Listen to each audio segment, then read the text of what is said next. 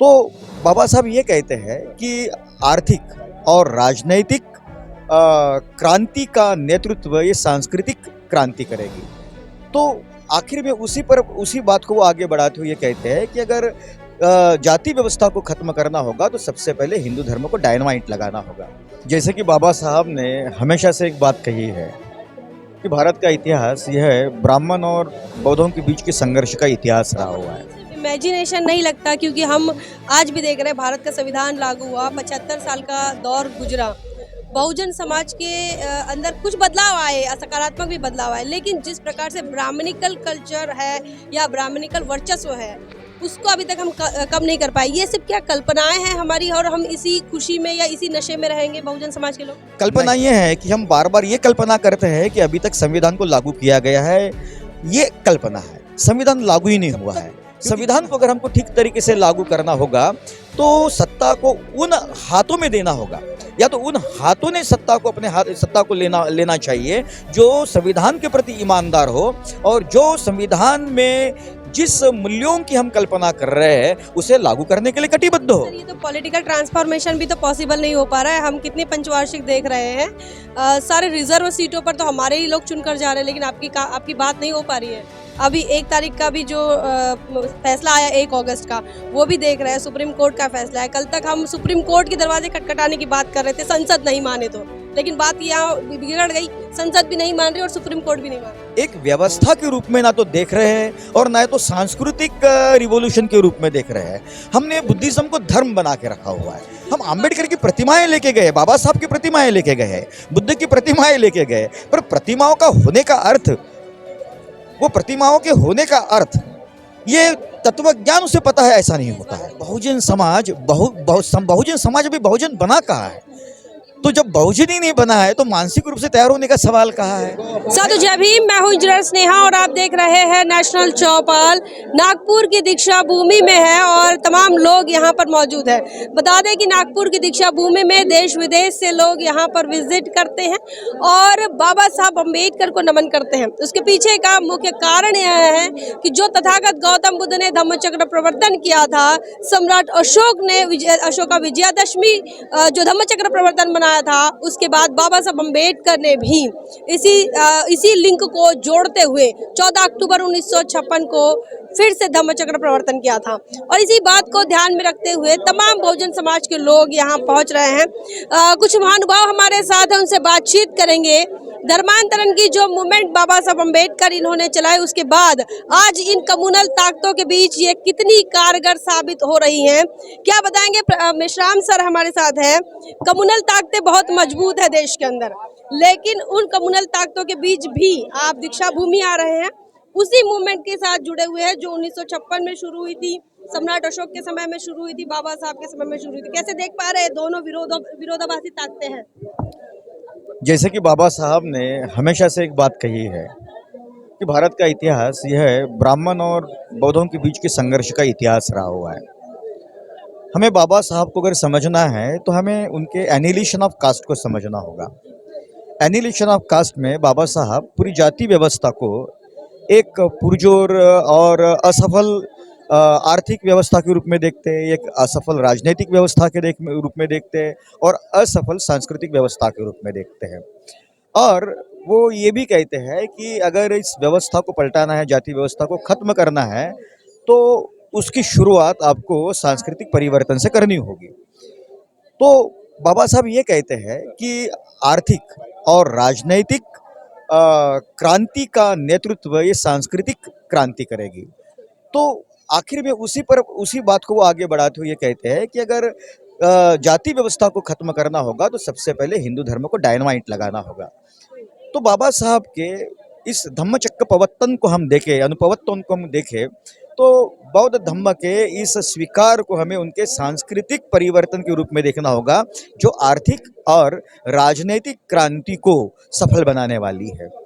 तो इसे अगर आप बेहतरीन तरीके से देखना चाहे तो आप ऐसा कह सकते हैं कि एंटोनियो ग्राम्शी ने जिस सांस्कृतिक हेजेमोनी की बात की है, तो उसी तरह से ब्राह्मण हेजीमनी को अगर खत्म करना है, कल्चरल हेजीमनी को अगर हमको खत्म करना है, तो हमें उसके विपरीत जाकर एक ऐसी व्यवस्था को जन्म देना होगा जो समानता पर आधारित हो, समानता पर आधारित आर्थिक व्यवस्था हो, समानता पर। ये सिर्फ इमेजिनेशन नहीं लगता, क्योंकि हम आज भी देख रहे हैं भारत का संविधान लागू हुआ, 75 साल का दौर गुजरा, बहुजन समाज के अंदर कुछ बदलाव आए, सकारात्मक भी बदलाव आए, लेकिन जिस प्रकार से ब्राह्मणिकल कल्चर है या ब्राह्मणिकल वर्चस्व है, उसको अभी तक हम कम नहीं कर पाए। ये सिर्फ क्या कल्पनाएं हैं हमारी, और हम इसी खुशी में या इसी नशे में रहेंगे बहुजन समाज के लोग?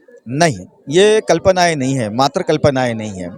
कल्पना ये है कि हम बार बार ये कल्पना करते हैं कि अभी तक संविधान को लागू किया गया है, ये कल्पना है। संविधान लागू ही नहीं हुआ है, क्योंकि जिन हाथों में ये सारी यानी संविधान की लागू करने की, अमल में लाने की जो एक जिम्मेदारी होती है, तो उन ताकतों के हाथ में रही है जो ब्राह्मणिकल ताकतें है। और अब ब्राह्मणिकल ताकतों से आपने ये अपेक्षा कर लेना कि वो संविधान को लागू कर ले, और संविधान ने जिस आदर्श को अपनाया हुआ है, एक समता, स्वातंत्र्य, बंधुत्व और न्याय की बात जहाँ पर की गई है, तो वो यहाँ पे प्रस्थापित कर दे, तो ये संभव नहीं है। क्योंकि उसकी वजह यह है कि आप कानून के द्वारा स्वतंत्रता को तो आप लागू कर सकते हैं, आप न्याय को लागू कर सकते हैं, आप शायद आप यूँ कहें कि बाकी और भी मूल्यों को लागू कर सकते हैं, लेकिन आप बंधुत्व को कानून के द्वारा लागू नहीं कर सकते हैं। तो बंधुत्व को लागू करने की जिम्मेदारी तो फिर एक ऐसे तत्वज्ञान पर आती है जो बंधुत्व को स्वीकार करता है। तो ये तत्वज्ञान कौन सा है? तो ये तत्वज्ञान अपने आप में बुद्धिज्म का तत्वज्ञान है, जहां पर मेत्ता या मैत्री की बात करते हैं। ठीक है, जब तक संविधान को अगर हमको ठीक तरीके से लागू करना होगा, तो सत्ता को उन हाथों में देना होगा, या तो उन हाथों ने सत्ता को लेना चाहिए जो संविधान के प्रति ईमानदार हो, और जो संविधान में जिस मूल्यों की हम कल्पना कर रहे हैं उसे लागू करने के लिए कटिबद्ध हो। ये तो पॉलिटिकल ट्रांसफॉर्मेशन भी तो पॉसिबल नहीं हो पा रहा है। हम कितनी पंचवार्षिक देख रहे हैं, सारे रिजर्व सीटों पर तो हमारे ही लोग चुनकर जा रहे हैं, लेकिन आपकी बात नहीं हो पा रही है। अभी 1 तारीख का भी जो फैसला आया 1 अगस्त का, वो भी देख रहे हैं, सुप्रीम कोर्ट का फैसला है। कल तक हम सुप्रीम कोर्ट के दरवाजे खटखटाने की बात कर रहे थे, संसद नहीं माने तो, लेकिन बात यहाँ बिगड़ गई, संसद भी नहीं मान रही और सुप्रीम कोर्ट भी नहीं मान रही। तो जैसे कि मैंने आपको कहा कि आप सब चीज़ों को कानून लागू कर सकते हैं, लेकिन आप बंधुत्व को कानून लागू नहीं कर सकते हैं। और बंधुत्व जब निर्माण होगा, तभी जिसे ये तमाम जातियाँ जो बिखरी हुई है और जिन्हें इस संविधान की ज़रूरत है, ठीक है, वो लागू नहीं कर पाएगी। तो हम कम कहाँ पड़ रहे हैं? तो हम वहाँ पर कम पड़ रहे हैं कि हम बुद्धिज़्म को एक व्यवस्था के रूप में ना तो देख रहे हैं, और ना तो सांस्कृतिक रिवॉल्यूशन के रूप में देख रहे हैं। हमने बुद्धिज्म को धर्म बना के रखा हुआ है। बुद्धिज्म को आप व्यवस्था के हिसाब से देखते हैं? हाँ, अगर मैं नहीं, बाबा साहब भी बुद्धिज्म को व्यवस्था के रूप में देखते हैं। जैसे आप रिवॉल्यूशन एंड काउंटर रिवॉल्यूशन को पढ़िए, तो रिवॉल्यूशन एंड काउंटर रिवॉल्यूशन में बाबा साहब क्या कहते हैं कि जाति व्यवस्था यह तमाम सत्ता, अधिसत्ता एवं अधिकारों के विषम वितरण की, स्थायी रूप से विषम वितरण की व्यवस्था है।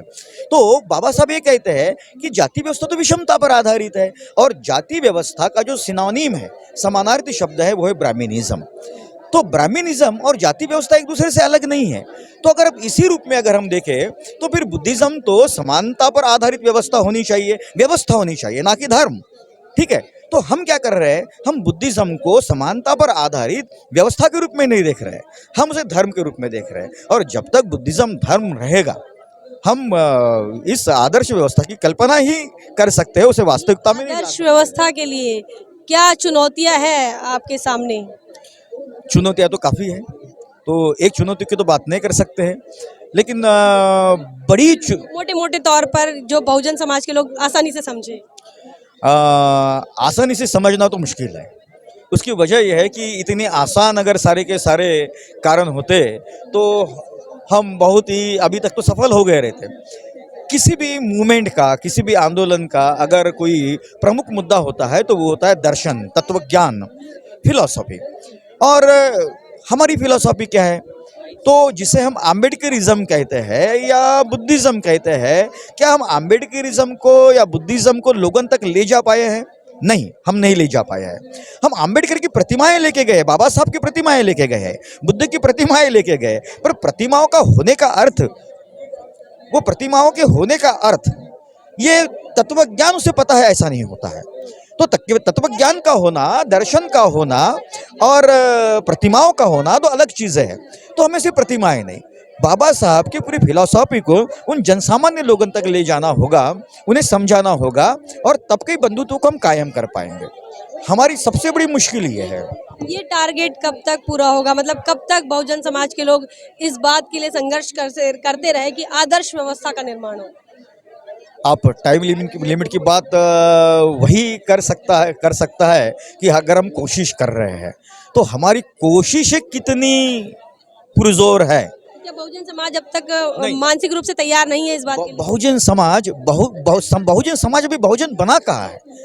तो जब बहुजन ही नहीं बना है तो मानसिक रूप से तैयार होने का सवाल कहाँ है ना? गिने तो और हजारों साल तक चलेगा। हाँ, वही तो प्रॉब्लम है। समस्या तो वही है हमारी कि हम अपनी समस्या को ठीक से नहीं समझ पा रहे हैं, तत्व ज्ञान को अपना नहीं पा रहे हैं। तो जाति व्यवस्था को खत्म करने के लिए तो हजारों साल लगेंगे। जब तक हम इस तत्व ज्ञान को नहीं समझेंगे, उसे अमल में नहीं लाएंगे, उसमें अमल में लाने के सूत्र तैयार नहीं करेंगे और उसे मूवमेंट का हिस्सा नहीं बनाएंगे हमारे, तब तक बुद्धिज्म कोई साधन है क्या इस तरफ पहल करने के लिए? बुद्धिज्म कोई साधन है, माध्यम है? बिल्कुल, बुद्धिज्म एक बहुत बड़ा माध्यम है। क्योंकि जैसे मैंने कहा कि आप समता, स्वातंत्र्य, बंधुत्व और न्याय की बात करते हैं, तो समता, स्वातंत्र्य और न्याय को तो आप कानून से लागू कर सकते हैं, विधि से लागू कर सकते हैं। आप विधि के निर्मित हो सकता है, लेकिन क्या बंधुत्व को आप विधि से निर्माण कर सकते हैं? या कोई कानून बना के आप बंधुत्व को निर्माण कर सकते हैं? भाव है तो बिल्कुल भी नहीं। तो उसके लिए तो बुद्धिज्म की जरूरत है। और जिस तरह से बुद्धिज्म को अगर हम धर्म के रूप में नहीं बल्कि धम्म के रूप में या व्यवस्था के रूप में जिस दिन हम प्रचारित करेंगे, लोगों के बीच में ले जाएंगे, तो हम इस बंधुत्व को निर्माण कर पाएंगे, हम बहुजन का निर्माण कर पाएंगे। तो लोग बुद्धिज्म को कैसे समझते हैं उस पर? सॉल्यूशन तो यही है कि जब तक मैत्री एस्टेब्लिश नहीं होगी, बिल्कुल एकदम सही है। मैत्री जब तक एस्टेब्लिश नहीं होगी तब तक आप किसी भी सफलता को पाना बहुत मुश्किल है। बाबा साहब एनिलेशन कास्ट में एक बात करते हैं, वो कहते हैं कि जो हिंदू समाज है या भारत की जाति व्यवस्था है, तो इस जाति व्यवस्था को अगर हम देखेंगे तो प्रत्येक जात, हर एक जाति दूसरे जाति की शत्रु है, वो मित्र नहीं है ना? तो जब तक ये जाति है तब तक शत्रु तो बरकरार रहेगा, और जब तक शत्रु तो बरकरार है, आप बहुजन इस कंसेप्ट को कैसे निर्माण कर पाओगे, कैसे समझ पाओगे? तो बहुजन सिर्फ कल्पना रहेगी, शब्द रहेगा। जब जातियों के बीच में कोई बहुजन नहीं हो सकता है। फाइनल कमेंट की सॉल्यूशन बंधुत्व है, ब्रदरहुड है। बंधुत्व है, ब्रदरहुड है, और जो बुद्धिज्म से स्थापित होगा। हमारे साथ मेश्राम सर थे। सर किस विभाग में हैं आप? मैं नागपुर यूनिवर्सिटी का बोर्ड ऑफ स्टडीज़ का चेयरमैन हूँ, सोशियोलॉजी का, और एकेडमिक काउंसिल का मेंबर हूँ। तो मेश्राम सर जो है सोशियोलॉजी डिपार्टमेंट के प्रोफेसर हैं और तमाम डेजिग्नेशन उन्होंने बताया है। उन मुद्दों पर हम बात कर रहे थे कि इस देश के अंदर एक तरफ हिंदुत्ववाद की बात होती है, कम्युनल ताकतें मजबूत हो रही है, और दूसरी तरफ बाबा साहब को चाहने वाले, बाबा साहब को मानने वाले लोग दीक्षा भूमि पहुंच रहे हैं, बुद्ध की बात कर रहे हैं, बुद्ध की विचारधारा की, बुद्ध की व्यवस्था की बात कर रहे हैं। ये दोनों के डिफरेंसेस जो है, उन डिफरेंसेस में क्या कुछ है, उन तमाम चीज़ों को छूने की हमने कोशिश की है। क्या कुछ आपका मानना है? कमेंट सेक्शन में ज़रूर लिखिए। बने रहे नेशनल चौपाल पर। तब तक के लिए जय भीम, जय भारत।